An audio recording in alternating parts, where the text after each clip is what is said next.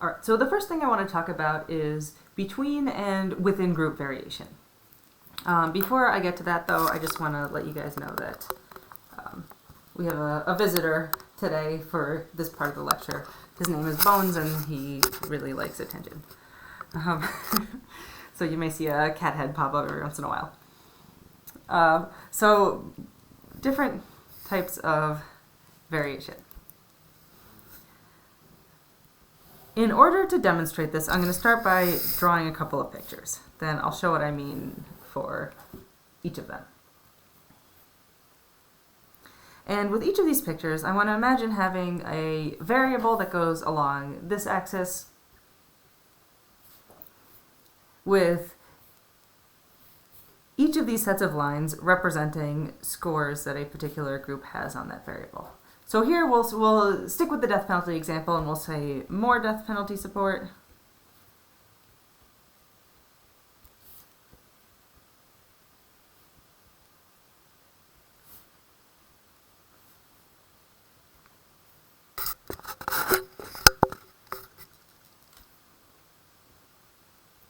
And less,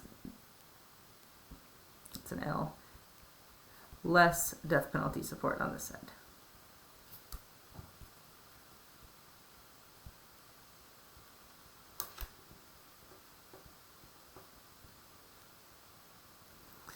So here we just have a scale going from more death penalties, less death penalty support to more death penalty support.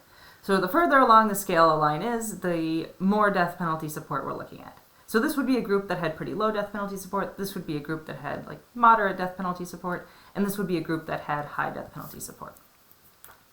But I'm going to draw a couple more of these pictures and then talk about the differences between them.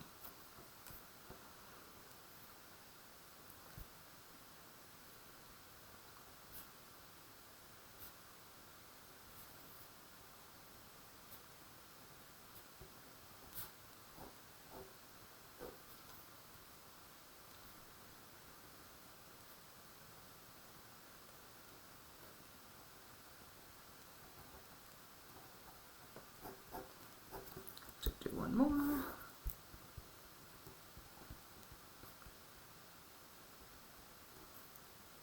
You might be guessing where I'm going with this, but let's draw one more.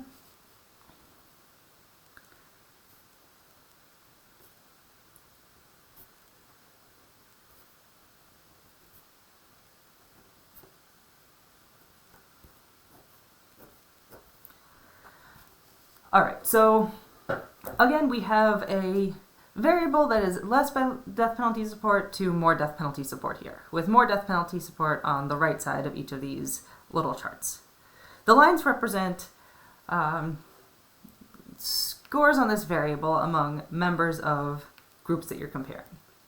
And in the analysis of variance test, the question we're trying to answer is, are the means for these groups different from each other? So in other words, do each of these groups have different levels of death penalty support? And if you look at these pictures, it should be pretty clear which of these scenarios shows the clearest set of differences between the groups. And that would be this top one here. We have one group of curlicues who has very low death penalty support, a group of zigzags who all have moderate death penalty support, and a group of straight lines who all have high death penalty support. And in this scenario, what we're looking at is high between group variation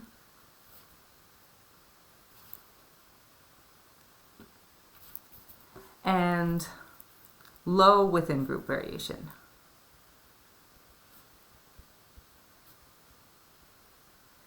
And here's what I mean by that. Between group variation refers to the distance between each cluster of observations. So here we have one observation that's sort of centered over here. One set of observations that's centered over here. That would be one sample. Another sample or set of observations that's centered around here. And another sample or set of observations that's centered around here. What you can see is that there's a good amount of distance between them. So this here is high between group variation. The different groups are far away apart from each other, which means that there's a lot of variation between them.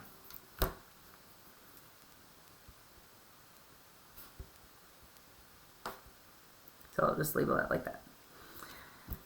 This set of observations also has low within-group variation. And within-group variation refers to how closely together the different observations are clustered.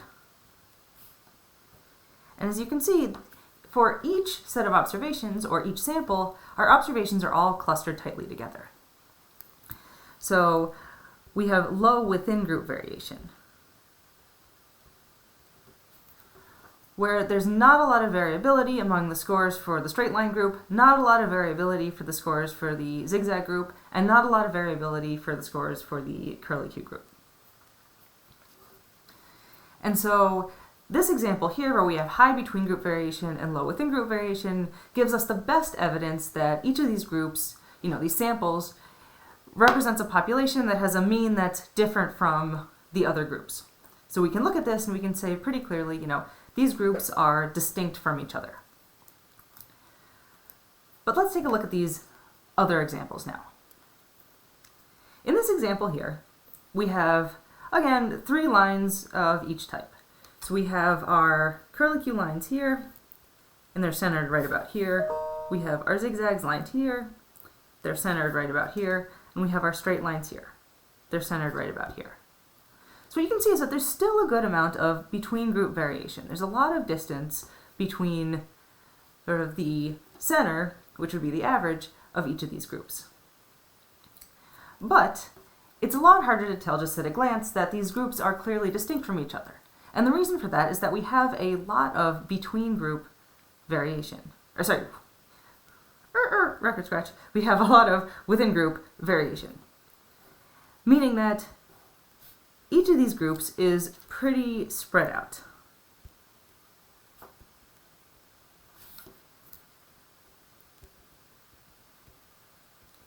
So the scores for different members of the curlicue group are pretty far apart from each other. The scores for different members of the zigzag group are pretty far apart from each other. And the scores for different members of the straight line group are pretty far apart from each other. So in this example, we'd say that we have high between group variation,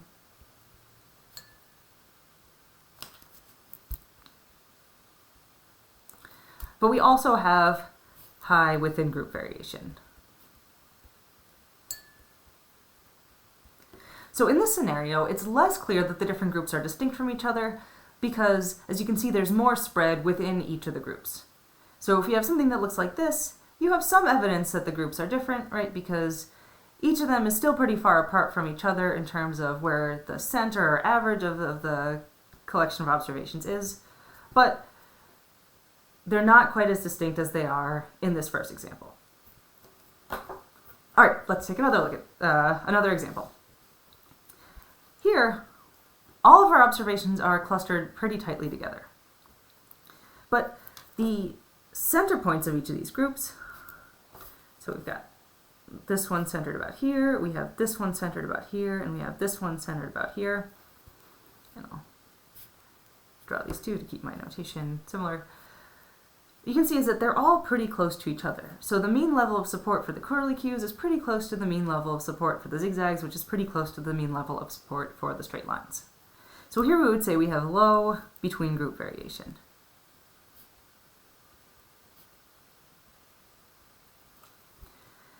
But as you can see, we're back to a situation where each of the groups has observations that are tightly clustered to one another, like we have in this first example. So our within group variation is also pretty small. So we would say that we have low within group variation here.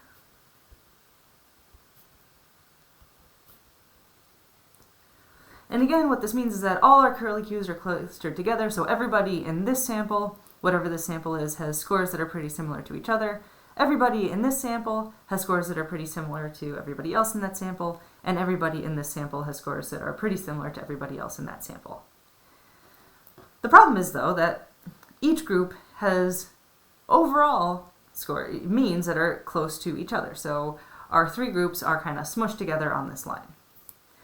So thinking about it again is if we were looking for quick evidence that these groups are really distinct from each other, it's not as good as in this first scenario, because even though our scores are tightly clustered together for each group, all of our groups are close together. So if you had a scenario that looks like this, you'd have some evidence that the groups are distinct, right? Because, we do have lower scores for this group than for this group, and we have higher scores for this group than for the other groups. But we don't have as clear a distinction as we do in the first scenario. All right, and finally, with our last example here, we have what looks like kind of a big mess. And this is going to be a scenario of low between group variation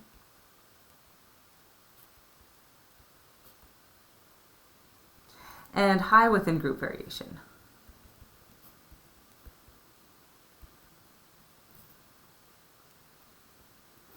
And what this means is that the average scores, so the center of each grouping of lines, they're not that far apart from each other.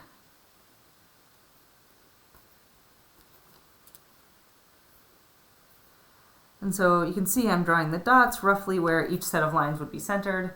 And it looks messy because, well, it is kind of messy. But they're not that far apart from each other, so it's not that clear that they're distinct. And we also have another issue here, which is that each group is really widely spread out too.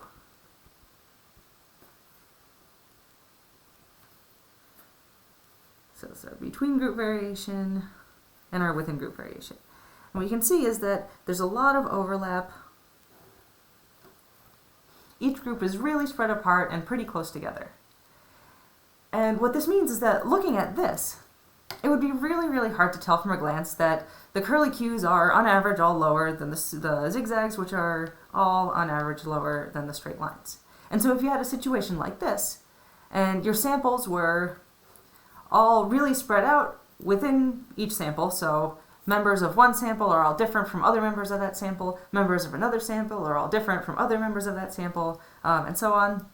If you have that being true, and you also have the overall differences between the samples being pretty small, so your mean level of support for your curly cues is pretty similar to your mean level of support for your zigzags, which is pretty similar to your mean level of support for straight lines, you don't have a lot of good evidence that the samples drawn from the curly cue population, zigzag population, and straight line population are actually representing true differences in the views about the death penalty among those populations.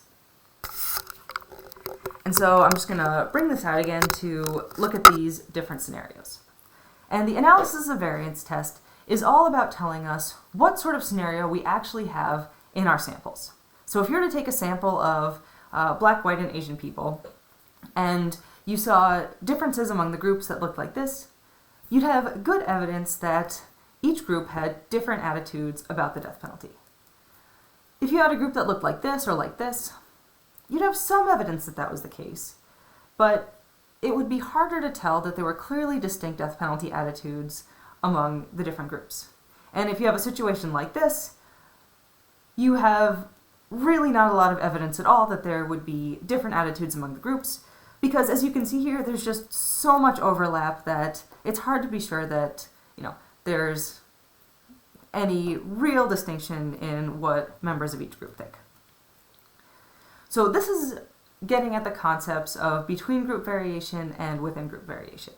And what we're going to be doing with the analysis of variance test is coming up with a statistic that describes the situation we have here. And the statistic, which is called an F statistic, is going to be based on numerical scores of the amount of between group variation and the amount of within group variation.